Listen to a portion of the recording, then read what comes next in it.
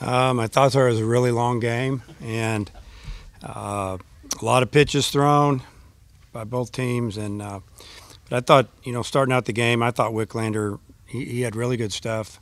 Um, got in a little bit of trouble. Pitch count got up, 80 pitches in 4 innings. A lot of full counts. The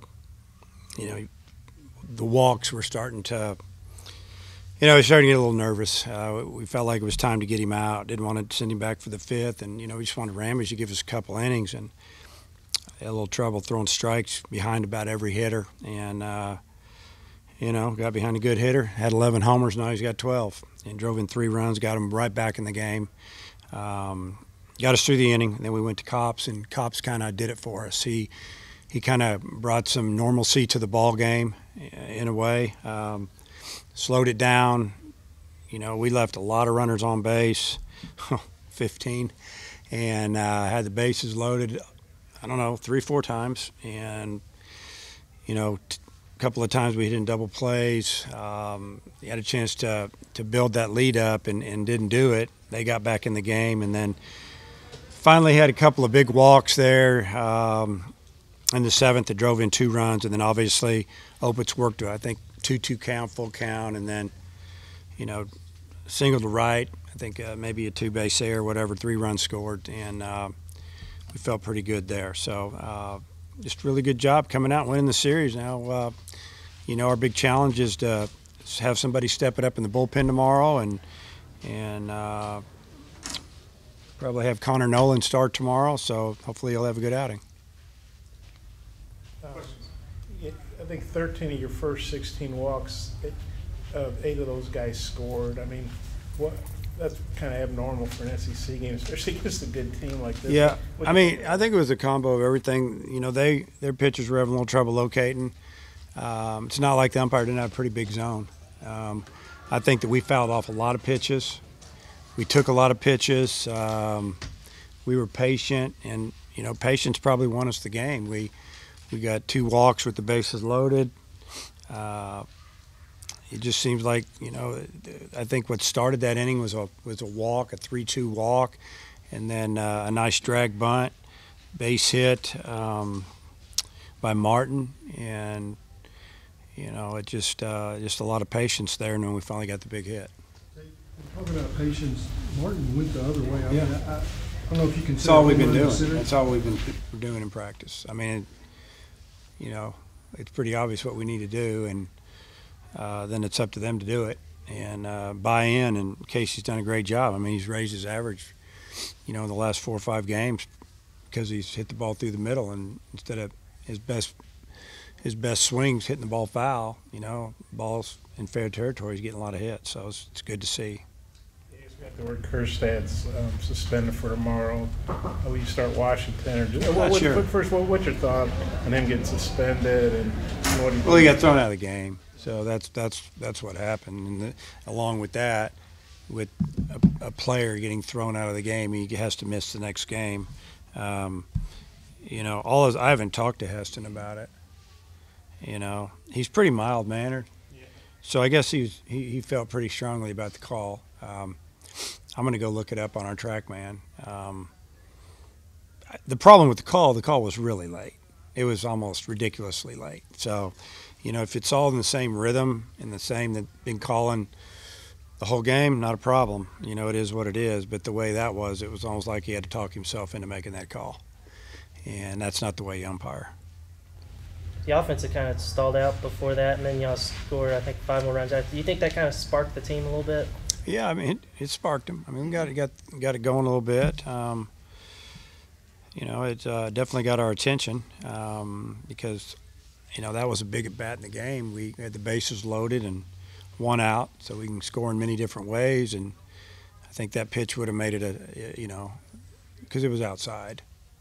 It would have been 2-2 count, maybe 3-2. So I feel bad for Heston because, he hit it into a double play with the bases loaded earlier in the game. And, he wanted to, have a fair shake at, driving in a run there and, kind of making up for not driving in a run earlier in the game. And he didn't get that opportunity. The third assistant didn't get voted in today. Yeah. How disappointing is that? Very disappointing. You know, just probably shouldn't. Probably really need to sit down and think about it. You know, it's game day, so I didn't go through it a whole lot. But it's just disappointing that some of the schools, the universities that voted no, you know, they're supposedly, um, you know, supporting their coaches and their team. Some big schools, real big, and baseball, Tide Powers, and you know, they don't want to, they don't want to take any of their millions of dollars and pay another coach. I get it, but at least they could give an opportunity for somebody to go recruit. That's all they do is pass it so someone can recruit. Because the biggest problem in hiring coaches, and I've had to hire a few the last few years because my coaches have done well and gone on to be head coaches and things, is that they don't have experience recruiting. So if you know, if you have a third coach and maybe he's still just working camps and getting paid that way and other ways, but at least he can go on the road and recruit.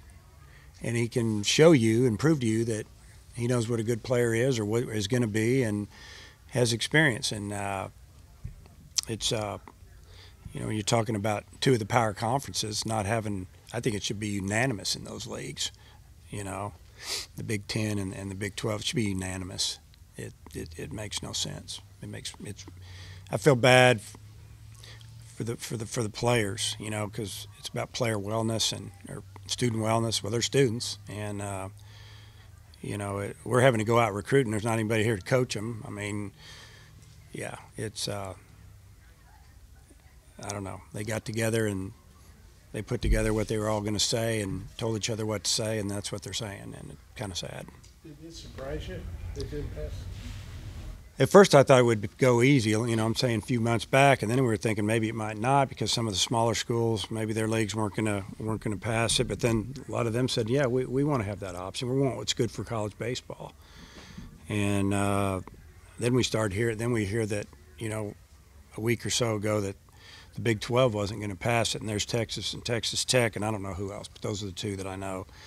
And those are pretty good baseball schools, and you just wonder how their coaches feel, how they're supported by their administration.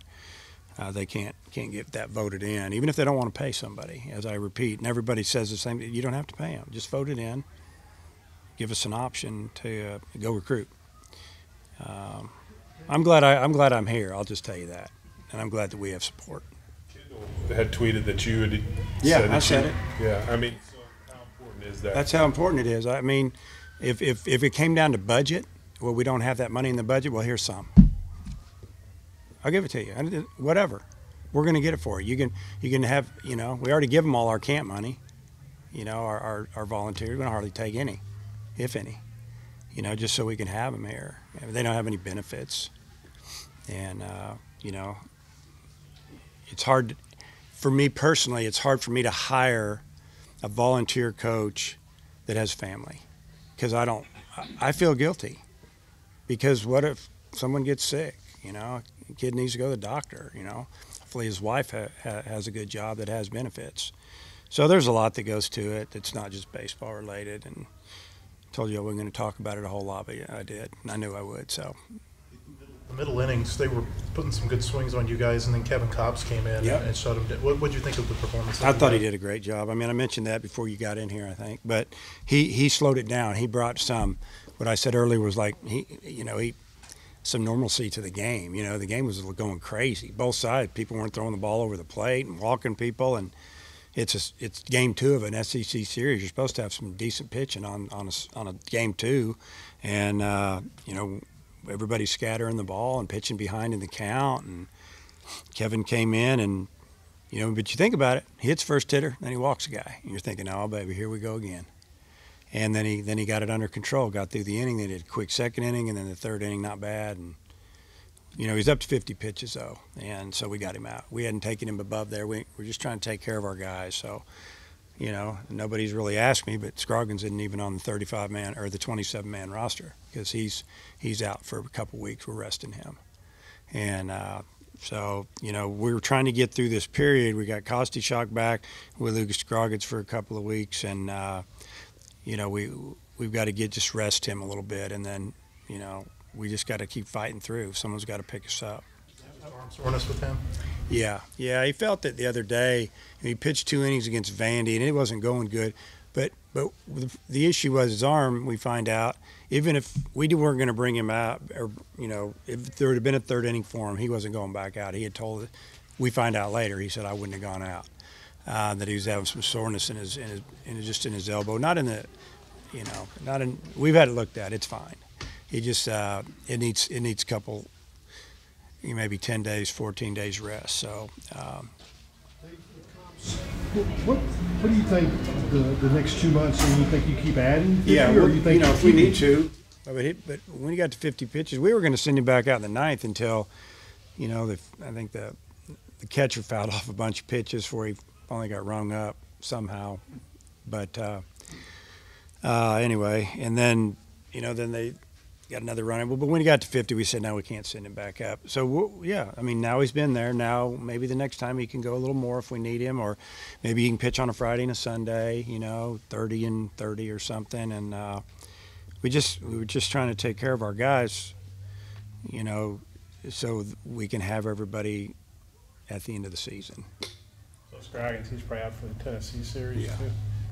I was going to ask you why you weren't starting him, so I've been waiting.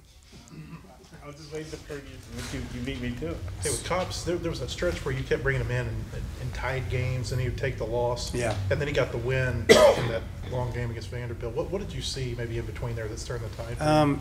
I think the command is a lot better now. And, he throws that cutter that's got some pretty good depth on it. And tonight was actually elevated a little bit, but it was still moving, and they were swinging at it. But when it's down and he's ahead in the count, it's nasty. I mean, sometimes they don't even know what it is, and they don't know if it's slider, cutter, or if it's just some type of natural movement. But when he can start it off about belt high and it ends up, mid shin, that's when you know it's rolling pretty good.